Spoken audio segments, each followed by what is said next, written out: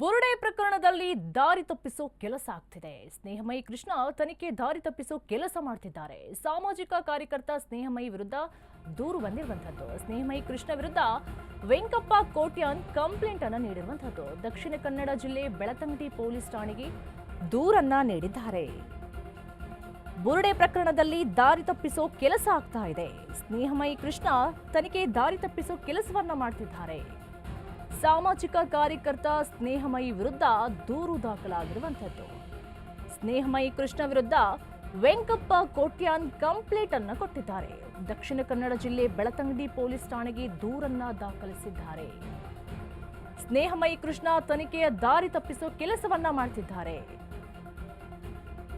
ಬುರುಡೆ ಪ್ರಕರಣದಲ್ಲಿ ದಾರಿ ತಪ್ಪಿಸುವಂತ ಕೆಲಸ ಆಗ್ತಾ ಇದೆ. ದಕ್ಷಿಣ ಕನ್ನಡ ಜಿಲ್ಲೆ ಬೆಳತಂಗಡಿ ಪೊಲೀಸ್ ಠಾಣೆಗೆ ದೂರನ್ನ ದಾಖಲಿಸಿರುವಂತದ್ದು. ಸೌಜನ್ಯ ಕೊಲೆ ಮಾಡಿದ್ದೇ ವಿಠ್ಠಲ್ಗೌಡ ಎಂದಿದ್ದಂಥ ಸ್ನೇಹಮಯಿ ಬುರುಡೆ ಪ್ರಕರಣದಲ್ಲಿ ದಾರಿ ತಪ್ಪಿಸುವಂತ ಕೆಲಸ ಆಗ್ತಾ ಇದೆ. ಸ್ನೇಹಮಯಿ ಕೃಷ್ಣ ತನಿಖೆಯನ್ನ ದಾರಿ ತಪ್ಪಿಸುವಂತ ಕೆಲಸ ಮಾಡ್ತಿದ್ದಾರೆ. ಸಾಮಾಜಿಕ ಕಾರ್ಯಕರ್ತ ಸ್ನೇಹಮಯಿ ವಿರುದ್ಧ ದೂರು ದಾಖಲಾಗಿರುವಂತದ್ದು. ದಕ್ಷಿಣ ಕನ್ನಡ ಜಿಲ್ಲೆ ಬೆಳತಂಗಡಿ ಪೊಲೀಸ್ ಠಾಣೆಗೆ ದೂರನ್ನ ದಾಖಲಿಸಿದ್ದಾರೆ. ಸೌಜನ್ಯ ಕೊಲೆ ಮಾಡಿದ್ದೇ ವಿಠ್ಠಲ್ಗೌಡ ಅಂತ ಹೇಳಿ ಸ್ನೇಹಮಯಿ ಅವರು ಹೇಳಿದರು. ಸಾಮಾಜಿಕ ಕಾರ್ಯಕರ್ತ ಸ್ನೇಹಮಯಿ ವಿರುದ್ಧ ದೂರು ದಾಖಲಾಗಿದೆ. ಬುರುಡೆ ಪ್ರಕರಣದಲ್ಲಿ ದಾರಿ ತಪ್ಪಿಸುವಂತಹ ಕೆಲಸ ಆಗ್ತಾ ಇದೆ. ಸಾಮಾಜಿಕ ಕಾರ್ಯಕರ್ತ ಸ್ನೇಹಮಯಿ ವಿರುದ್ಧ ದೂರು ದಾಖಲಾಗಿರುವಂಥದ್ದು. ಸೌಜನ್ಯ ಕೊಲೆ ಮಾಡಿದ್ದೇ ವಿಠ್ಠಲ್ಗೌಡ ಅಂತ ಹೇಳಿ ಸ್ನೇಹಮಯಿ ಅವರು ಹೇಳಿದರು. ಇದರ ಸಲುವಾಗಿ ದಕ್ಷಿಣ ಕನ್ನಡ ಜಿಲ್ಲೆ ಬೆಳತಂಗಡಿ ಪೊಲೀಸ್ ಠಾಣೆಗೆ ದೂರನ್ನ ದಾಖಲಿಸಿದ್ದಾರೆ.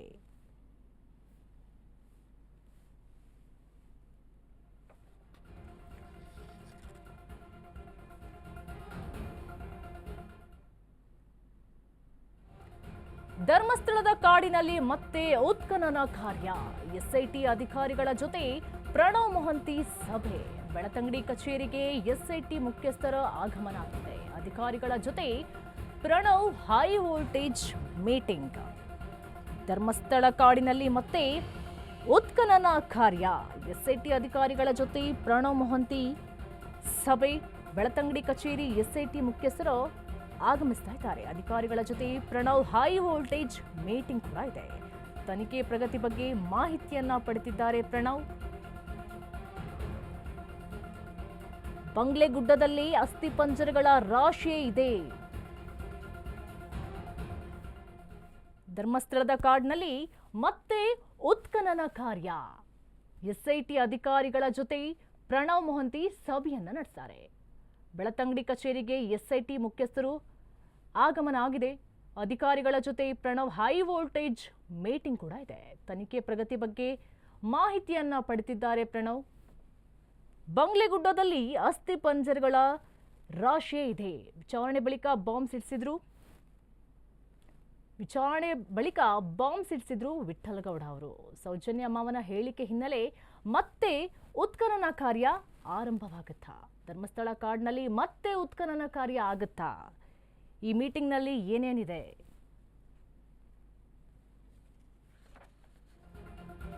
ನಿರೀಕ್ಷೆಗೆ ತಕ್ಕಂತೆ ಎಸ್ಐಟಿ ಅಧಿಕಾರಿಗಳ ತನಿಖೆ ನಡೆಸಿಲ್ಲ. ಧರ್ಮಸ್ಥಳ ತನಿಖೆ ಬಗ್ಗೆ ಬಸವರಾಜ ಬೊಮ್ಮಾಯಿ ಆಕ್ಷೇಪವನ್ನು ಹೊರಹಾಕಿದ್ದಾರೆ. ಪ್ರಕರಣದ ತನಿಖೆ ಶೀಘ್ರದಲ್ಲಿ ತಾರ್ಕಿಕ ಅಂತ್ಯಕ್ಕೆ ತರಬೇಕು. ಚಿನ್ನಯ್ಯನ ದೂರು ಹುಸಿಯಾದ ಮೇಲೆ ಬೇರೆ ಬೇರೆ ದೂರು ಬರ್ತಾ ಇದೆ. ಷಡ್ಯಂತ್ರ ಮಾಡಿದಂತಹ ವ್ಯಕ್ತಿಗಳನ್ನ ಇನ್ನೂ ಕೂಡ ಬಂಧಿಸಿಲ್ಲ. ಎಸ್ಐಟಿ ಯಾರನ್ನು ಬಂಧಿಸದೆ ವಿಚಾರಣೆ ಮಾತ್ರ ಮಾಡ್ತಾ ಇದೆ. ಷಡ್ಯಂತ್ರ ಮಾಡಿದ ವ್ಯಕ್ತಿಗಳನ್ನ ಇನ್ನೂ ಕೂಡ ಬಂಧನ ಮಾಡಿಲ್ಲ.